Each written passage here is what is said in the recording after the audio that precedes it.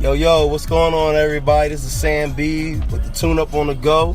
Right now, I'm right here downtown in front of Chris's Jazz Cafe, one of the most historical jazz places in Philadelphia. You know what I'm saying? I'm sitting here with my man Dave. Yo. What's going on, Dave? I called his man Jamie Foxx on the low. You know what I'm saying? I called his man Jamie Foxx on the low because he definitely looks like Jamie Foxx. You know what I mean? But we were just talking about, I'm not saying like I hate, talking about Kanye West a lot, but a lot of people, they want to talk about it because obviously he is he's the talk of the town right now. Opposed to what he said about, and then, what? Never mind what he said right now. I'm just going to say, I've said a lot about Kanye West. If you heard a lot of my uploads and everything, you'll hear me talking about Kanye West and how is he crazy or not crazy? Is he for black people or is he not for black people? Honestly, Kanye West is for himself. You know what I mean? He's here to get his truth out, his information out. But I'm talking to Dave right now, and I just, we were just in the middle of talking, so I said, hey, man, you might as well go on the Tune Up on the Go, get on record with it. Your actual opinion about Kanye West. Right. Dave, what's up, man? What do you have to say? All right, so for me personally right now, I think that Kanye is really trying to, he's trying to push boundaries right now, right? So everything that he said the other day on TMZ, all right, so let me just preface this with, I watched the Charlemagne interview first, and then I saw the TMZ. Right. So when I watched the Charlemagne one, I was like, all right, this brother's getting back to the yay we know. You feel Right. And then the next, not even a whole hour later, I seen the TMZ one, and I was like, yo, this man is kind of crazy. You feel what I'm saying? Right. But then I continued. I rewatched the TMZ one over maybe 3 times. Right. And I feel like he's really out here trying to give away keys. You feel what I'm saying? Okay. I feel like what he's trying to do is unshackle the black man's mind. You feel what I'm saying? Right. Yes, what he said was fucking wrong. It was just wrong. You feel what I'm saying? Okay. But with Kanye, you gotta look between the lines because he don't always know how to articulate himself. You feel what I'm saying? So what you're saying is that he speaks a lot out of emotion, rather than logic. Right. Okay, I got you. All right. So, but that's what it is, though. And when you talk about a person like Kanye West, right? So when we're talking about a rapper, entertainer, someone that gets paid millions upon millions of dollars. He, married Kim Kardashian. We're not going to get into her. We know her past. We know her past, future, present, whatever. That's another show entirely. And so you come across an entertainer, a rapper like Kanye West. And like I said, I've done inserts on him. I've talked about him. And honestly, to me personally, the man is brave. He's one of the most bravest people on this earth to come out like he's coming out with his words, everything that he has to say. Right. And the guy, honestly, he's not looking for a fan base. He's not looking for people to be where he's at, to be on his level, because nobody on our level, me and you, Dave, I understand. No one on our level will ever be on his level. I'm not. You think about it. No. I'm just saying, as far as what he's done to be where he's at. Okay, we don't know what he's done to be where he's at. Right? I mean, but we know his resume. But we know the work he done put in. We put in a lot of work. Yeah. He's put in a lot of work, and if you're honestly willing and ready to put in that kind of work, then you honestly have to just, take him for what his word is. Right. And a lot of people have not put in that kind of work. Right. Like the guy on TMZ talking about, I'm appalled about what you said about black people. Man, he shut the fuck up. He said my feelings is hurt. Yeah, fuck you, motherfucker. You really, if you're a black man in this country and you're still concerned about your feelings, then you're an idiot. But look, straight up. And that's real shit. No, I'm sorry, but that's real shit. But he said what a lot of people were thinking. He said what he wanted his boss to think.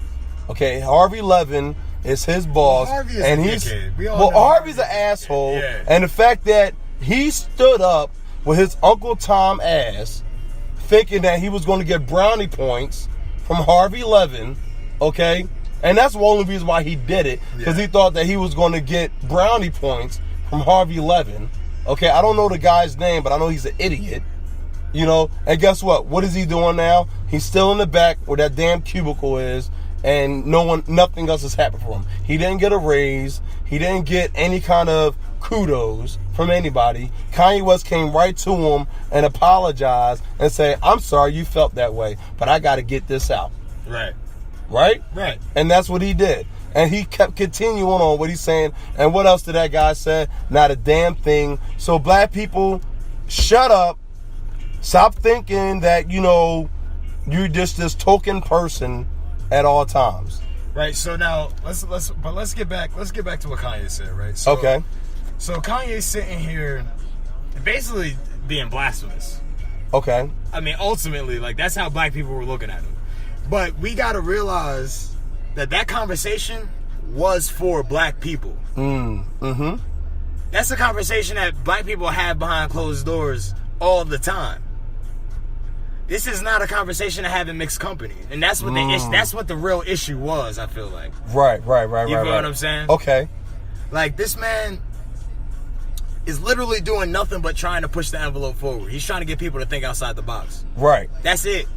You feel me? Because if people stop thinking about just race all the time, like black and white, and just think about everything as human beings, right, we would as a society, we would move to an elevated place. You feel what I'm saying? Right.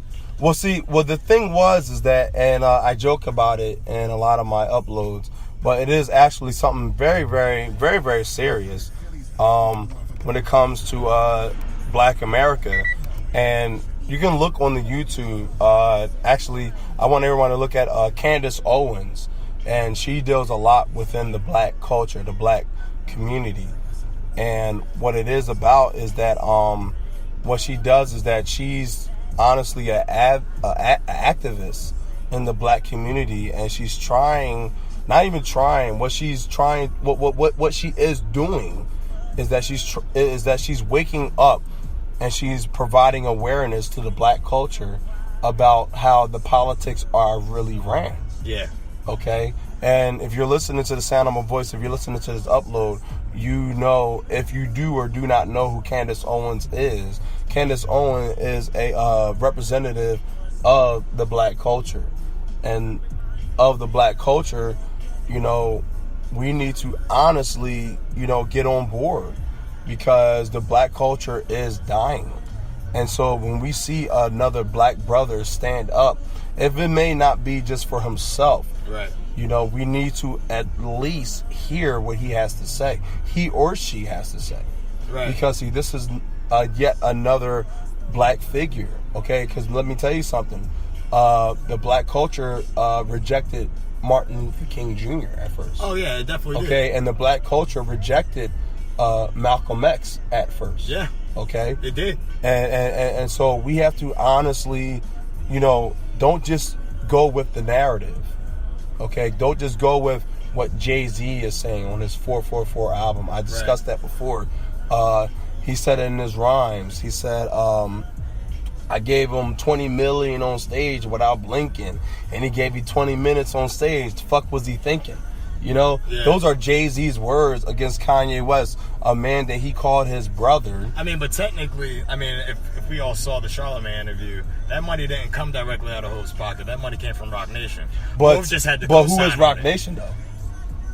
It's not just Hove. Well, hold on.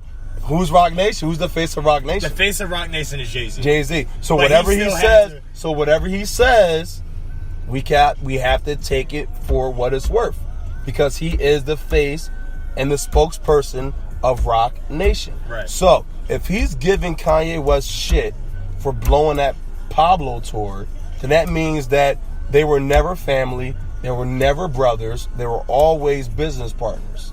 Okay, and Kanye West made that very clear in the Charlemagne interview. He did. Right? He did. He made that very clear in the Charlemagne interview. Yeah, because he said he felt personal. He said, Hov said he felt some type of way because he was talking about his family. But then he was like, yo, if I'm your brother, then they my family too. You feel Right. Yeah, so I feel like I could talk about. Yeah. And then that's what Charlemagne said. Do you feel like you went there? Did you feel like you went too far? And Kanye West said, he retorted, he said, well, I only went too far if we weren't family. Yeah. That's real. You know what I'm saying? Yeah. So you can't, so that goes back to Jay-Z. Jay-Z, what the fuck do you really mean? Okay? Is somebody really consider your family, or are they just as good as they are if they're bringing you in millions? Well, we all know that Hov always been out for self. Right. We know that. And that's not a diss against that man. You feel what I'm saying? Oh, I'm dissing the fuck out of him. This is the tune-up. This is the tune-up. For me, that's not a diss. For me, that's not a diss against him. You feel what I'm saying? Because right. I respect the businessman aspect of it. Yeah, I mean, money is money, personal is personal. You feel me? When you start intermixing the two, that's when shit gets getting a little fucked up. I just don't think that he does it to the point where, you know, I don't think he does. I think he does it to the point where he doesn't really have any real ethics as a human being. Yeah. You know, and so a lot of people say like, oh, well, Jay-Z is the best businessman. Well, is he the best businessman because he doesn't care about emotional? He doesn't care about... He's the best businessman because he's shrewd. Yeah, he's the best businessman because he's cutthroat. Yeah. You know what I'm saying? Like, let's not forget about what he did to Dame Dash. Okay? He took Dame Dash, he took his people from him, and one of Dame Dash's last words was that, hey, you want to fuck with Jay-Z? I guarantee you, once he's done with me, he's going to fire all of you. And now, more than a year later, he fired everybody that Dame Dash hired. The same people that helped him take Roc Nation, Rockaware from Dame Dash, he fired Rockefeller. He fired everybody. So, yes, do not get on board with this man. If you can do it from the ground up, do what D-Block did. Do it from the ground up. I mean, do what Rockefeller initially did. Yeah. Move units out the trunk. You feel me? Like, but Roc Nation didn't do that. Rockefeller. I didn't want to get into this. Rockefeller did that though. They was moving units. Rockefeller was a name borrowed from David D. Rockefeller, one of the most billionaire. Yeah, I know biggest about the Rockefeller family. family. Yeah, you know about the Rockefeller. Yeah. So he borrowed that name. He adopted that name, okay, and put it to his label. Right. Okay, when he brought it from Rockaware. Okay, Rockefeller came out of Rockaware. Yeah. I gotta fact check that. All right, well, hey, fact checking, man. Fact check. It wasn't called Rockefeller until Jay-Z started incorporating other money, new money into the play. That's why they didn't want Jay-Z a part of. Oh, actually, it was called Rock-a-Block first. It was called Rock-a-Block first, and then it turned into Rockefeller, and then Rockaware was a subsidiary, which became the clothing brand. Right. And so, overall, it was called Rockefeller. It was Rockefeller, okay? Yeah. The real guy that he adopted it from was Rockefeller. Yeah. Okay, David D. Rockefeller, if you're listening to this, David D. Rockefeller, he's dead now. Yeah. But his family controls a lot of what's going on. But we are definitely running up on time. Dave, honestly, it's good seeing you, bro. Yo, it's been a minute. It's been a fucking It's been a while, bro. It's been a while, man. I had to do it. We were talking. I said, hey, man, you might as well put on the tune-up on the go, baby. You might as well put on the tune-up on the go, baby. You know what I'm saying? But look, anything you want to say to the people, man? Any last words, bro? Yeah, man, get your money. Hustle hard. You feel me? We always on the grind. We all out here trying to get them M's. You say yams or money? I'm talking about money. Money. Get the yams later. Yeah, we all out here. You get the money first and everything else comes out. And if you're hood inclined, you know what yams mean. Okay. So guess what, baby? It's the tune up on the go. Got my man Dave right here in the shotgun. I'm your host, Sam B. Peace. Peace.